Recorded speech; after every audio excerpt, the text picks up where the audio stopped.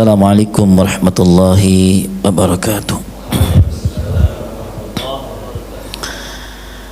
Subhanallah, alhamdulillah, wa la ilaha illallah, wallahu akbar. Subhanallah wa bihamdihi, subhanallahil azim, adada khalqih wa ridha nafsihi wa zinata arsyih wa midada kalimati. Asyhadu an la ilaha illallah wahdahu la syarika lah wa asyhadu anna Muhammadan abduhu wa rasuluhu la nabiyya ba'dah. Allahumma fasalli wa sallim wa karrim wa azim wa barik ala sayyidina Muhammadin ibni Abdullah wa ala alihi wa ashabihi wa man tabi'ahum bi ihsanin ila yaumil qiyamah. Amma ba'd, wa ba'da tahiyyah. Rabbi a'udzu bika min hamazatis syayatin wa a'udzu bika rabbi ay yahdurun. Subhanaka la ilma lana illa ma 'allamtana innaka antal alimul hakim. La hawla wa la quwwata illa billahil aliyyil azim. Fa inna astaqal hadits kitabullah wa khairul hadi hadi Rasulullah Muhammad sallallahu alaihi wasallam wa syarrul umur muhdatsatuha wa kullu muhdatsatin bid'ah wa kullu bid'atin dhalalah wa kullu dhalalatin finnar. Wa bisanadil muttasil ila al-muallif wal musannif hadzal kitab mata'ala Allah bi tuli hayatihi wa nafa'ana bihi wa fi ulumihi fid dharain. Alhamdulillah, bersyukur kepada Allah di kesempatan subuh hari ini Allah kembali hadirkan kita dan Allah bersamakan kita untuk kita semua menikmati hidangan hidayah Allah. Kita duduk di majlis, insyaallah majlis ini pun tercatat sebagai majlis taman surganya Allah Subhanahu wa taala. Semoga kenikmatan duduk dalam majlis taman surganya ini menjadi asbab Allah ridha mengampuni semua dosa-dosa kita. Allah angkat derajat kemuliaan kita. Allah sehat afiatkan lahir dan batin kita. Allah berkahi sisa usia kita, berkah rumah tangga kita, berkah usaha ikhtiar kita, dan berkah untuk negeri yang kita cintai. Dan Allah bahagiakan kita semua di sini di dunia, sempurna Allah bahagiakan kita nanti di sana dalam jannah surganya Allah Subhanahu wa taala. Amin ya rabbal. Salawat teriring salam semoga juga terus tercurah limpah untuk Rasul tercinta Nabiul Amin Rasulul Mustafa Muhammad sallallahu alaihi wa alihi wasallam, untuk keluarganya, para sahabatnya, tabi'in, tabi'ut tabi'in, dan insyaallah akhirnya salawat ta'zim salam mahabbah Allah juga perkenankan kepada kita semua, kita yang ikhlas dan istiqamah menghidupkan amal sunnah Rasulullah dalam kehidupan sehari-hari kita, karena beramal ihya sunnah sejatinya yang menjadi sababiah kelak nanti Allah mengumpulkan kita dengan sosok yang sangat kita rindukan, perjumpaan dan pertemuannya yang sangat kita nantikan, syafaatnya Rasulullah Muhammad sallallahu alaihi wa alihi wasallam.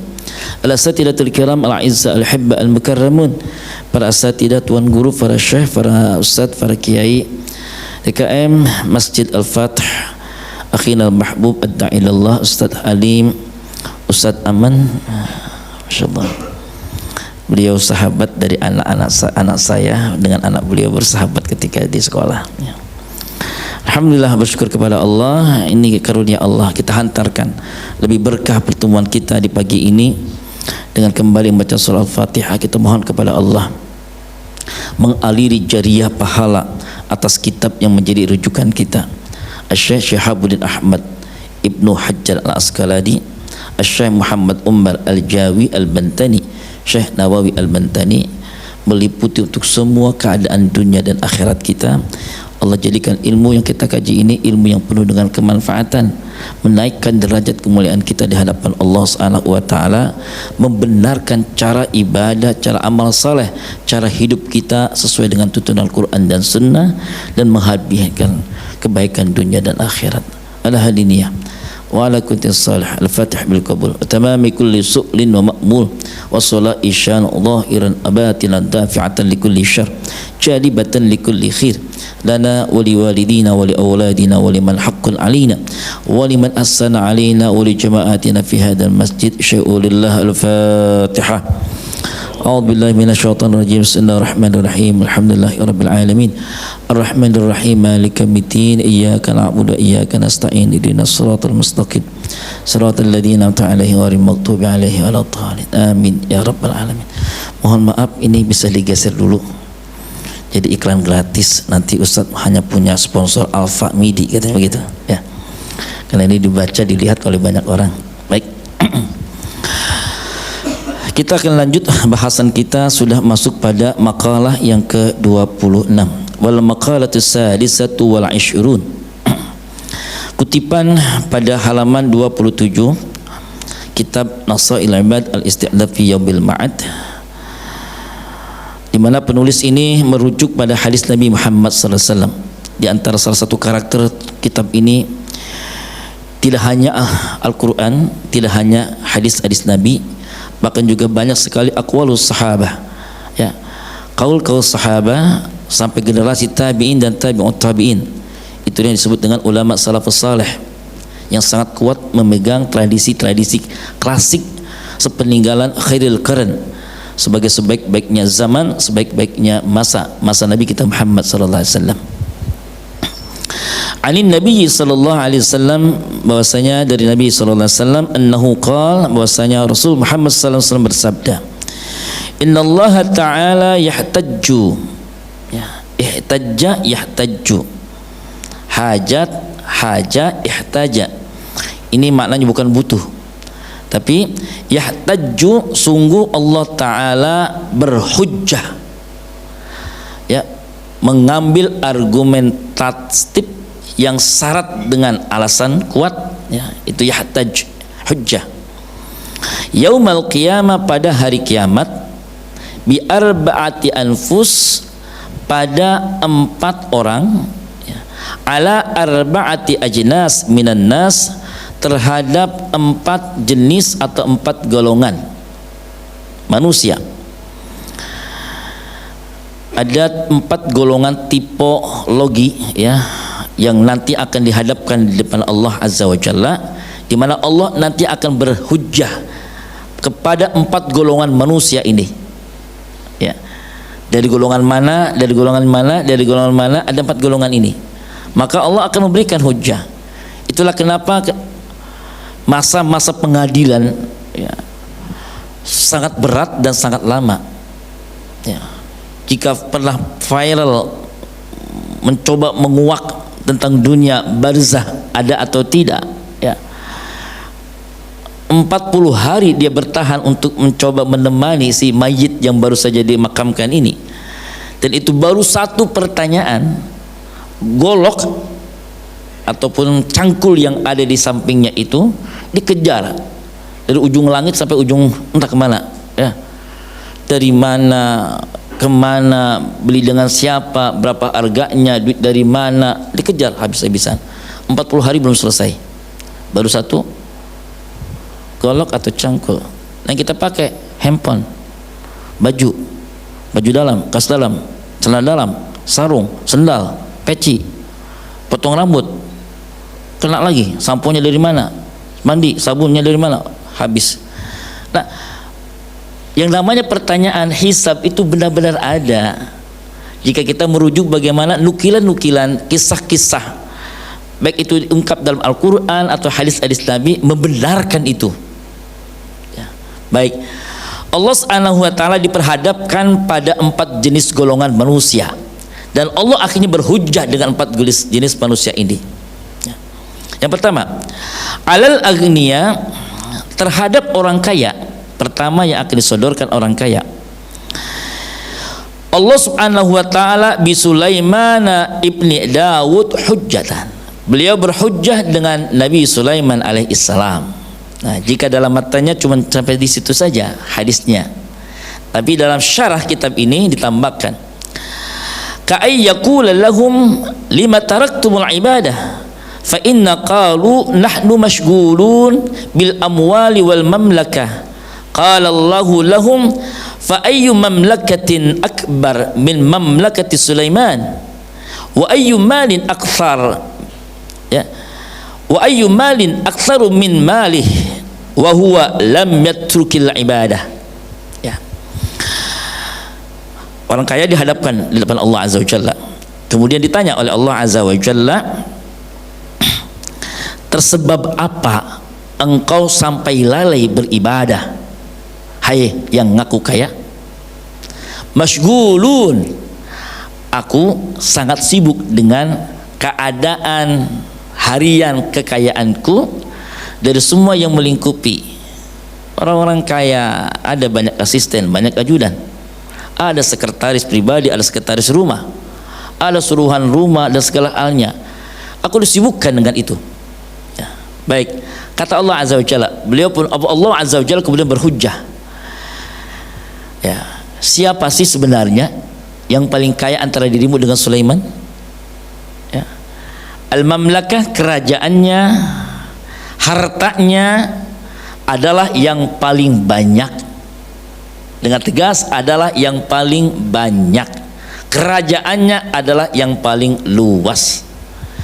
Kerajaan yang tidak akan pernah ada dalam lembar sejarah setelahnya, bahkan sebelumnya, yang melampaui kerajaan itu lintas alam, lintas jenis golongan manusia, berarti melewati alam-alam yang lain. Ada alam syahadah, ada alam mukasyafah. Alam syahadah, alam indera kita nampak, terlihat secara fisik, ada bangunannya, ada pusat kerajaannya, ada jenis-jenis di dalamnya, ada hulu balang zaman dahulu, ya, ada mungkin pepek satpol pp kita saat ini, ada belum dengan arminya, pasukannya, berbagai macam, ya, jenis satu golongan. Sementara kerajaannya Nabi Sulaiman alaihissalam melewati dan melampaui semua jenis golongan manusia, jin, alam yang tersimpan dari kasat matanya manusia, tapi dia adalah ada, tapi dia adalah sebuah eksistensi yang juga ada meski di metafisik, ya, ada fisika, ada metafisika, ada alam jenis di dalamnya, dan itu hidup. Dan Nabi Sulaiman pun menjadi rajanya saat itu.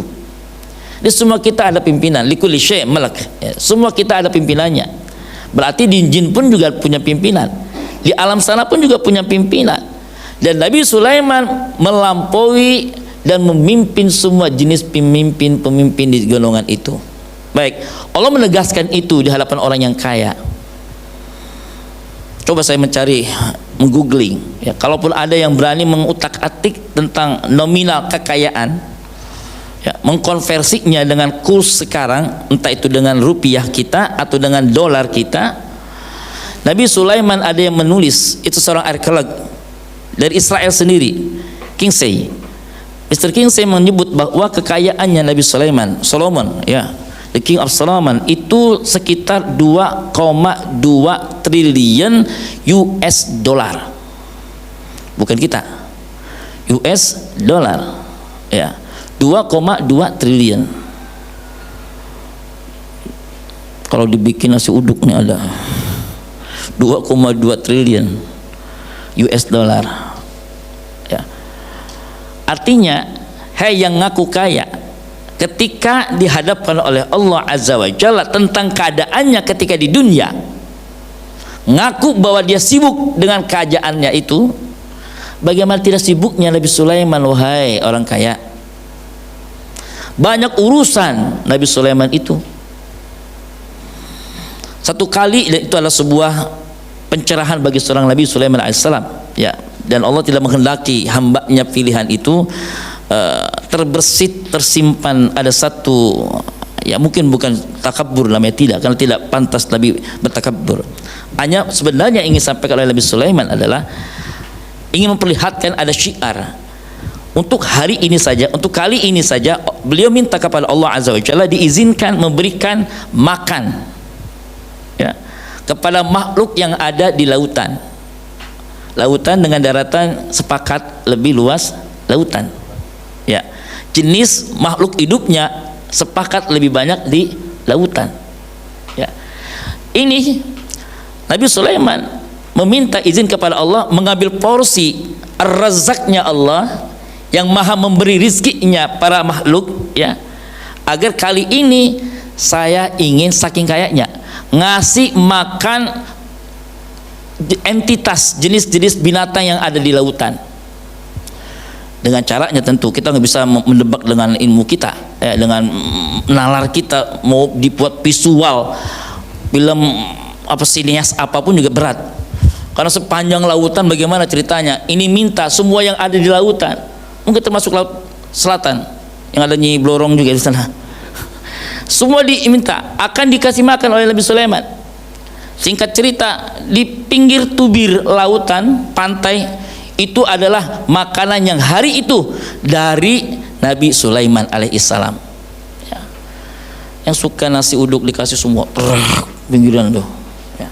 Sepanjang ya lautan itu yang hari itu minta adalah beliau untuk memberikan porsi makan. Tapi apa yang terjadi? Ketika akhirnya satu makhluk Allah munculkan, ya, dan itu adalah kategori kaknya, ya, satu jenis saja keluarlah. Tidak diceritakan jenis ikan ini apa, tapi dia adalah ikan yang paling besar yang ada dalam ciptaan Allah di lautan. Dia sekali membuka tersedot seluruh makanan-makanan yang tadinya rencana mau disajikan buat semua makhluk yang ada di lautan. Habis semua. Kemudian Nabi Rasul ketika apapun peristiwanya, kejadiannya, langsung ngelihat ke dalam, meretrospeksi, ngelihat ulang. Ya Rabb, betapa amat sangat kayanya Allah. Allah tiap detik ngasih rizki kepada semua makhluknya. Tidak hanya saat ini, saat-saat sebelumnya, saat-saat setelahnya nanti. Dan ini satu makhluk saja menghabiskan sekian banyak jatah semua makhluk lautan. Sekali mangap, sekali makan, habis. Berarti yang maha kaya siapa? Allah Azza wa Jalla. Tersadarkannya seorang Nabi Sulaiman dengan peristiwa itu menunjukkan apa? Siapa di antara kita yang pantas untuk menyombongkan diri dengan kekayaannya, sementara Nabi Sulaiman yang maha kaya saja di tingkat manusia sadar dengan keadaan itu. Hadza min fadli Rabbi. Sebutan itu adalah sebuah titik qalbu natib tertinggi bahwa ini semua anugerah Allah. Makanya pantas untuk bagaimana agar semua terkelola dengan baik dan penuh dengan kemanfaatan. Ini yang dikejar dari filosofi harta kekayaannya manusia itu. Ujung-ujungnya adalah ibadah kepada Allah. Wa ma khalaqtul jinna wal insa illa liya'budun. Orang kaya beribadah dengan kekayaannya, orang miskin beribadah dengan kefakirannya, dengan kesabarannya. Kekayaan yang dipunya itulah cara beribadahnya. Bagaimana cara peribadahan orang kaya? Contohlah Nabi Sulaiman alaihissalam. Nabi Sulaiman saja tidak meninggalkan ibadah. Wah, baik, lanjut. Yang kedua, wa yatajullah ta'ala 'alal 'abid bi Yusuf. Ya. Kedua, Allah Ta'ala, ya, berhujjah kepada seorang sahaya, seorang hamba, seorang budak dengan kehadiran sosok hambanya seorang Yusuf alaihissalam. Lebih dari 15 tahun.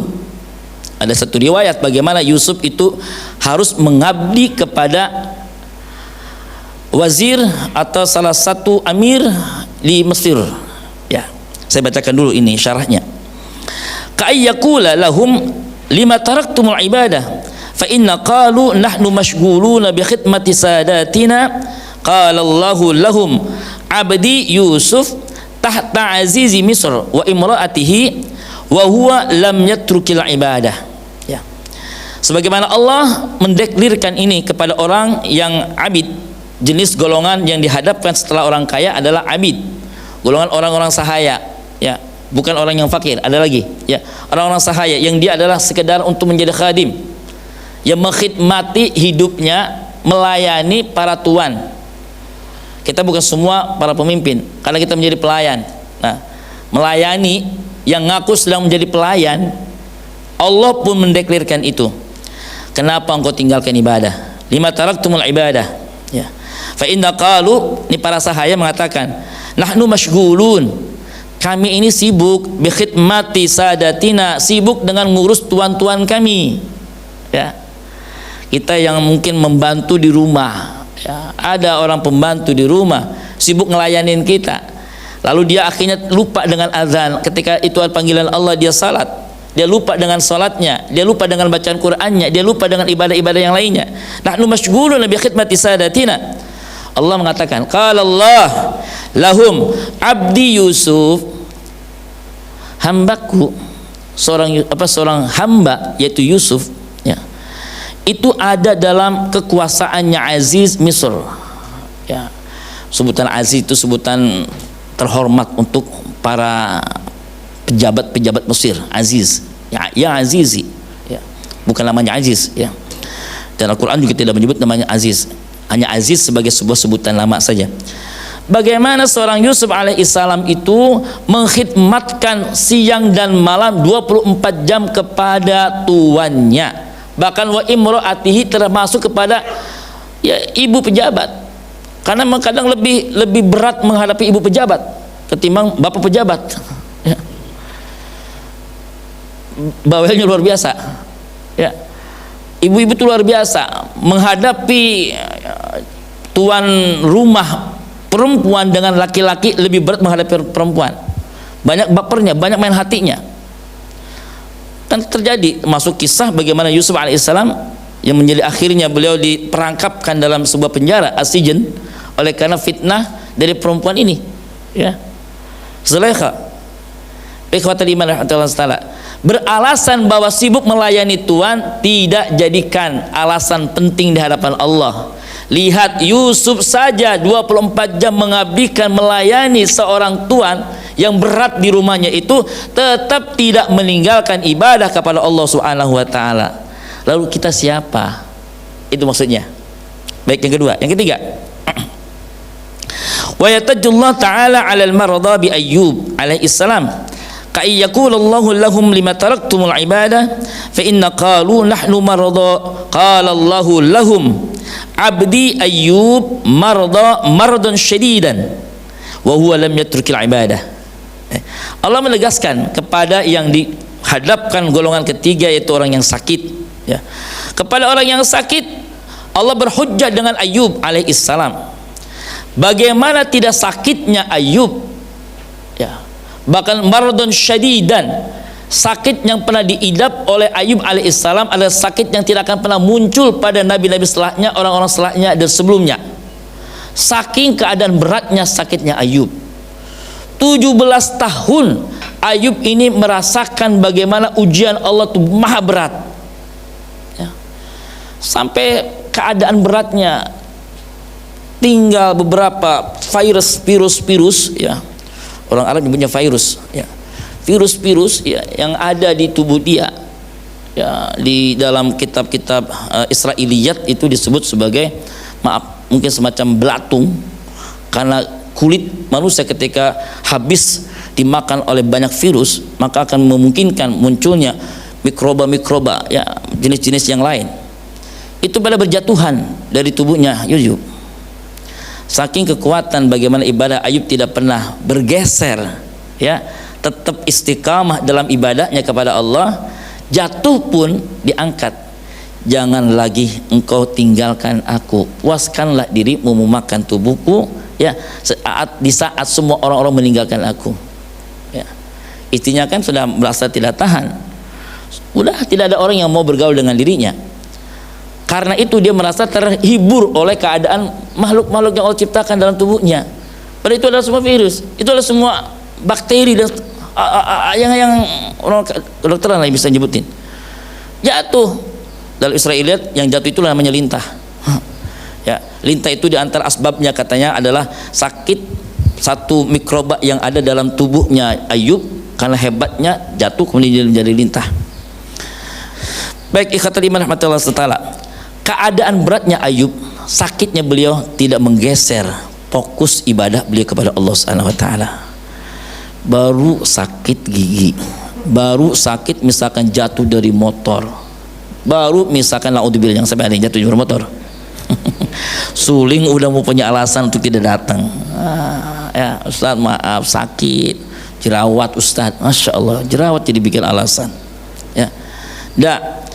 Belajarlah bagaimana orang-orang bersejarah yang telah melewati sukses masa-masa beratnya mereka tetap membangun keistiqomahan. Maka mahal kalau Nabi mengatakan alfi karamah, ya, khairu min alfi karamah, itu adalah istiqamah, ya. Al istiqamah khairu min alfi karamah. Karena orang yang jaga kuat berdiri tegak di atas hak, ya, dalam keadaan apapun ia, dihantam badai, panas, dingin, hujan, dia tetap istiqamah, itulah melampaui lebih baik dan utama daripada 1000 karamah. 1000 karamah itu hanya ada pada para wali-wali Allah. Nabi mujizat yang dipunya, para wali punya karamah, kita punya maunah, ya, orang biasa namanya maunah, para wali punya karamah. Dan karamah itu adalah sebuah peristiwa yang melewati kadang nalar-nalar kita, ya, di luar jangkauan otak dan akal kita. Ya, api itu pasti membakar, dia panas. Bagi orang yang dia adalah wali yang dilengkapi dengan karamah, dia tidak bakar dan dia tidak panas, ya. Orang itu tidak mungkin terbang, orang itu tidak mungkin dengan sayapnya, nggak ada sayapnya manusia, dia bisa terbang. Tapi bagi wali yang dia dilengkapi dengan karamah, dia bisa saja. Karena alat terbang bukan karena sayapnya, alat terbang tanpa sayap pun bisa, ya. Dan banyak wali-wali bisa melakukan itu. Wallah, orang yang istiqamah bisa melewati daripada para wali-wali yang memiliki banyak karamah itu. Terakhir, wa yahtajjullahu ta'ala 'alal fuqara bi Isa, dan Allah pun berhujjah dengan orang fakir terhadap Isa alaihissalam, ya. Orang fakir berikutnya terakhir disodorkan di hadapan Allah, ya. Lima taraktumul ibadah, kenapa engkau itu meninggalkan ibadah, ya. Nahnu masyghulun, orang-orang fakir mengatakan kami sibuk dengan keadaan kami yang berat. Kira-kira berhijrah dengan siapa? Dengan Nabi Isa alaihissalam. Saya dapati satu riwayat bagaimana fakirnya Isa, ya. Nabi Isa ketika, ya, apa disebut dengan Al-Masih, itu karena nomaden, dia nggak punya tempat tinggal, nggak punya rumah, makanya Masih, dia terus berjalan, berkelana, apa lagunya Bang Haji, pengembara, ia tidak punya tempat, satu rumah saja. Kemudian dalam hal beliau berkelana, beliau hanya punya 2 lapis baju, yang di depan, yang di luar dengan yang di dalam, yang melekat. Padahal umumnya itu juga entah muncul dari mana, para pekelana biasanya membawa pakaian yang itu dibuntel lalu dengan tongkatnya disanggul, ya. Nabi Isa tidak, hanya berbekal tongkat. Kenapa? Untuk menunjukkan betapa sangat fakirnya Isa. Beliau hanya mengenakan 2 helai. Ketika misalkan sedang dingin banget, beliau gunakan yang di luarnya. Ketika tidak ada dicuci kemudian dijemur. Selama lebih dari 20 tahun. Karena Musa itu sampai menginjak usia, ya, di mana akhirnya diangkat oleh Allah Azza wa Jalla di usia 20 tahun lebih, ya. Beliau itu berkelana, nggak punya rumah. Jangan ditanya punya pekerjaan, tidak punya pekerjaan, ya. Ketika harus makan pun, ketika harus tidur pun, mencari mana ruang-ruang yang Allah ciptakan langsung dari alam ini, yaitu ghor, gua, ya. Gua itu, ya, bagi manusia-manusia purba adalah tempat tinggal. Dan Nabi Isa mencari itu. Kalau kita kan langsung Lazada, pergi-pergi, ya, ada hotel apa tuh, tak langsung kita gampang. Masya Allah, fakirnya seorang Isa alaihissalam, tapi tetap beribadah kepada Allah Subhanahu wa Ta'ala. Kalau kita kan masih mikir, makan susah, istri nggak sempat masak, misalkan, apa kira-kira? Gosen, GoFood, gitu, ya. Isa malah bisa begitu. Apa yang ada di depan mata itulah rezeki yang Allah kirim untuknya. Karena memang terjadi dengan bunda beliau, Maryam bintu Imran, ya kan? Dia kali masuk mihrab, kenapa ada banyak hidangan-hidangan? Kekuatannya adalah pada tauhid. Beliau yakin Allah meletakkan semua makhluknya di muka bumi ini dengan ukuran dan kadar rezeki masing-masing. Kenapa harus pusing dengan keadaan rezeki kita kalau Allah sudah menentukan? Meski itu juga harus diikhtiarkan dan diupayakan. Karena dapatnya rezeki dengan rupa dan nominal sangat tergantung bagaimana ikhtiar kita. Dalam ikhtiar ada doa, dalam penghambaan ibadah kita kepada Allah Subhanahu wa Ta'ala. Nah, kalau itu kita juga masih kurang, Ngerilah kita nanti di hadapan Allah. Lima taraktumul ibadah, kenapa kau tinggalkan ibadah? Hanya karena kefakiranmu? Tidak. Isa fakir tapi tetap beribadah. Insya Allah. Baik, kita dengarkan dan menyimak nasihat hikmah dari guru kita Ustaz Syarifuddin. Assalamualaikum warahmatullahi wabarakatuh.